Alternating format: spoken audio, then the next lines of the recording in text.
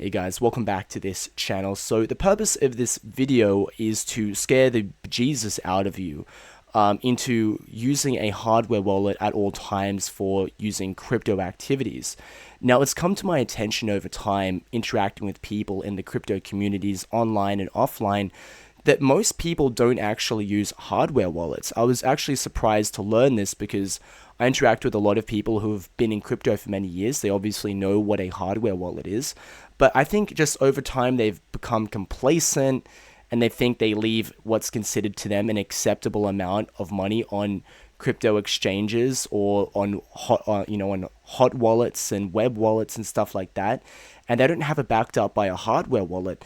And I think this complacency is just from the fact that they haven't been exposed to just how likely and realistic hacks are. Now, I'm someone that is coming from the perspective of I really desire for the entire world to remove themselves from centralized banking systems and into the world of crypto, because I believe that at this day and age, you can use crypto to live in. You can buy and sell things in crypto. You can receive funds in crypto. I've made a whole channel about it. You can check it out in my other videos. So I believe that cryptocurrency is a thing that we can live in, but I'm also going to be completely realistic when I say this. I also believe for the average person, and average includes you and me and all the pros as well, for all of us, holding money in crypto is actually still more dangerous than having it in a bank. And this is despite the fact that there's inflation and you don't own your money, and theoretically your bank can just, or government, whoever, can just take your money away from you at whim. But I would say it's also more likely, if I'm being completely realistic with you, that someone has a ton of money in Bitcoin and they just forget their seed phrase and they don't know where they wrote it down. Or maybe they did write it down, they find the seed phrase and the ink is worn out because it's just been left sitting there for years, or they left their funds on an exchange like a dummy and it got hacked, or they clicked some bad link on an email, they opened it up and their web wallet was completely drained. So the reality is it's much more difficult to lose your funds in a bank. Now, they're going to theoretically be stealing from you on a moment-by-moment basis as the monetary value of your fiat currency continues to be debased. But in a visceral, real sense, your money isn't just going to up and disappear. Even if it did, if there really was like a bank account hack, there's actually a somewhat decent chance, depending on what bank you're with and what country you live in, that you could actually get that money back. With crypto, it's immutable. Once it's gone forever. And I want to make this video because I just think people have become a little too complacent. Now, I want to prove this point to you by what I did was I just opened up a fresh tab, a brand new tab that is not, what was it, like a private browser, right? So it's not tied to any of my search history. And I just typed in crypto exchange hack. Now it's in Japanese, so you won't be able to read that so well, but the very first result is like from 4 days ago. And mind you, this is not, I didn't research or prepare for this video at all. I just knew that if I type in crypto exchange hack, it's going to come up. It's kind of like if you just type in London stabbing, there's one every like 5 minutes, right? If I just type in crypto exchange hack, the first result is 4 days ago, Indonesian crypto exchange hit with a 20 million hack. And I'm just going to scroll through and read all the different ones that are different from any other that I read. So Indonesian. Here we go, next one. Oh, this one was from 3 months ago. Turkey's biggest crypto exchange, BTC Turk, hacked. What's the very next one? Stable coin issuers block Lazarus groups. Oh, okay, it's not really related. I mean, it is related. Sorry. Okay, I don't know what exchange is hacked, but that's clearly another hack. What else? 9 billion SHIB stolen. That's from 3 days ago. Wake up call for SHIB investors. Oh, that was on Indodax. Okay. What else do we have here? I saw a bunch of others recently. Maybe I need to go back a bit further. Wazer X cryptocurrency exchange loses 230 million in major security breach. That was 2 months ago. Um, Bitcoin exchange hack leads surging tally of crypto stolen. Indian crypto exchange confirms 230 million hack. I think that was Wazer X. Yeah, that's right. Hacked Japan exchange to raise 320 million to buy Bitcoin. That was just a couple of months ago. If I could estimate, what's this one? Hackers steal 305 million from DMM Bitcoin exchange. That was a Japanese one. If I could estimate, there's got to be at least 6 to 12 of these a year. At least that much. And that's just centralized exchanges. As far as DEXs are concerned, that's another story. That's another story because that's much more frequent. I think there's far more ways to hack a DEX. I think there's far more loopholes for that, unfortunately. Yeah, so anyway, it goes on and on and on. And I just wanted to show you here as well, major crypto exchange hacks of 2024. Number one was, what's this? Crypto exchange hack occurred at Ocean EX. That was on the 24th of May this year. What was the next one? Alright, it's a silly article. It's confusing. Anyway, so yeah, the chances of losing money in a hacks are far more likely. And here's the thing as well. If I say 6 to 12 major cryptocurrency exchange, centralized cryptocurrency exchange happen every year, there's a chance that might go over your head. But I want you to think about it in the long term. Imagine if that was the case with banks, right? You leave your funds in the banks, not for 6 months, not for a year. The idea is you're going to leave your funds in the bank for a lifetime. You're using banks forever. So you have to extrapolate the risk over the longest term time frame, which is your life. So if you're 20 years old now and you're going to be in crypto for the rest of your life, assuming that's the case, and I believe if you believe in crypto enough and you're serious enough about it, then you're going to be in crypto for at least the next 60 years. What are the chances that one of those hacks is on an exchange that you're using?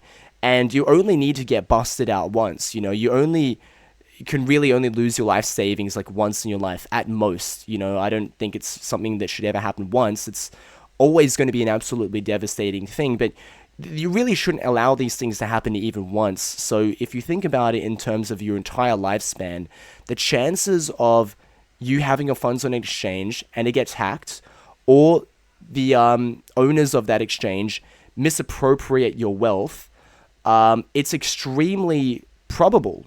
It's not unlikely, it's actually very probable. The next thing I also want to discuss as well isn't so much got to do with exchanges, but with web wallets, which I'm a huge fan of web wallets. I love being able to interact with Web3. I love dApps. I love these layer 1 protocols. I love everything about this stuff.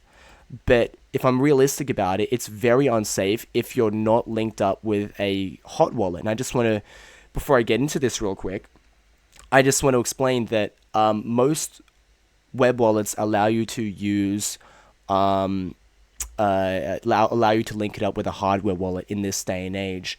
There are some incompatibilities, like for instance, like I use like Trezor sometimes. I won't say exactly which one I use a bunch of them, so you can't get me, right? If you're out there to give me a hard time. But, I was trying to use Trezor with, the Solana network, and then Trezor doesn't support Solana, and I wanted to move a bunch of, Solana-related tokens onto a web wallet that I could use so I could interact with, Solana's version of Web3. And I was really tempted to just raw dog it and just use this, the Phantom wallet without hardware wallet protection. And I think a lot of people get messed up that way because they're like, my hardware wallet doesn't support this particular token, so screw it, I'm not going to use a hardware wallet. I think a lot of people get in that way, but you have to be disciplined, and I think one way to be disciplined is you need to scare yourself. Just type in, what I did now is similar to what I did when I typed in just crypto exchange hack. I just typed in web wallet drained, and then I typed in Reddit so I could get all the Reddit responses, right? And I won't sort them by ones that are hacks or scams. I'm just going to quickly read through them. This one was just 4 months ago. Wallet recently got drained of $5,500. All my money gone.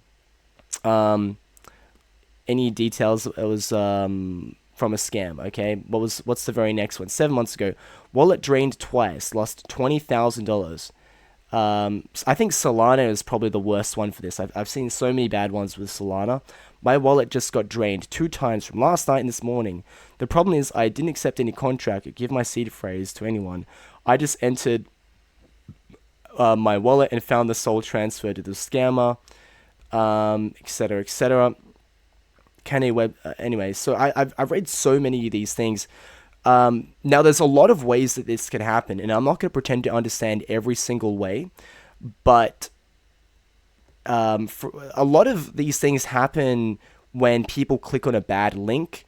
That's one way it can happen. You know, they get a dodgy email. Like a very popular one that I see personally is like if I look through my junk email, I'll get a lot of emails from OpenSea, that's the NFT platform, saying I got an offer for an NFT I'm selling, which I am, and but the link will not be the right link, so I know it's a scam. But if you would actually go to that website, the scam is very smart. All they want you to do is connect your web wallet with this scam version of OpenSea, and it looks exactly the same and everything. But the thing is, like, when you connect, every time you connect your your web wallet to like a DEX or some kind of Web3 protocol, you have to sign the contract, right? There's a smart contract, even if you're just connecting your wallet to the browser. And within the parameters of that smart contract, anything could be written there, right? So if you're signing the terms and conditions of, like, you know, the new Apple product, and you scroll through pages and pages of stuff and you click accept, nothing bad is going to happen to you, right? Like, there's almost no mistake you can make. However, it's very different when you're signing a smart contract. You could very easily, if you're not checking, sign a smart contract that says, you know, I agree to give all my money to this random wallet address, and you can lose all your money that way. And that's extremely common. All someone has to do is simply get you to click on an email address, to click on a website, and you simply have to connect your wallet, and it's as simple as that. Now, a simple way around that is to make sure that if you are using web wallet, make sure that you have a browser that is only used for Web3 activities, right? So never open up an email, or never have that browser be used for opening emails or opening links. If you're opening up an email from like Outlook Express, make sure the default is like some other browser that doesn't have your web wallet on there. That's just a little trick you can use to get around that. Also, make sure if you actually do receive legitimate email notifications from any crypto website, make sure to go and access that website directly by having a bookmarked version of that website on like your bookmarks toolbar, and access it directly. This will help prevent phishing attempts. But the hardware wallet will also help as well, because there are a number of different hacks that I don't fully understand. I've read things about people being able to, if they have access to your Wi-Fi network, somehow they're able to get access to your computer. And I don't know, like, I guess someone can maybe do like remote access to your computer, and if you're already logged on or something like that onto your web wallet, then they could essentially just drain your funds. But that won't happen if you need to use a hardware wallet to access those funds.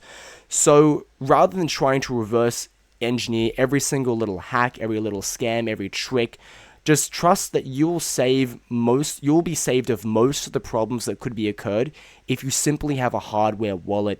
Your funds should be in a hardware wallet, and if you're using a web wallet, a hardware wallet like Phantom, MetaMask, make sure that it's linked up to a hardware wallet. I'm not going to give the details of how to do that. Just make sure that you go onto YouTube, check out a tutorial on how to do that. And yeah, so thanks a lot for watching this video, guys. If you like these kinds of no-nonsense advice about crypto, make sure to subscribe to my channel, and I'll see you next time.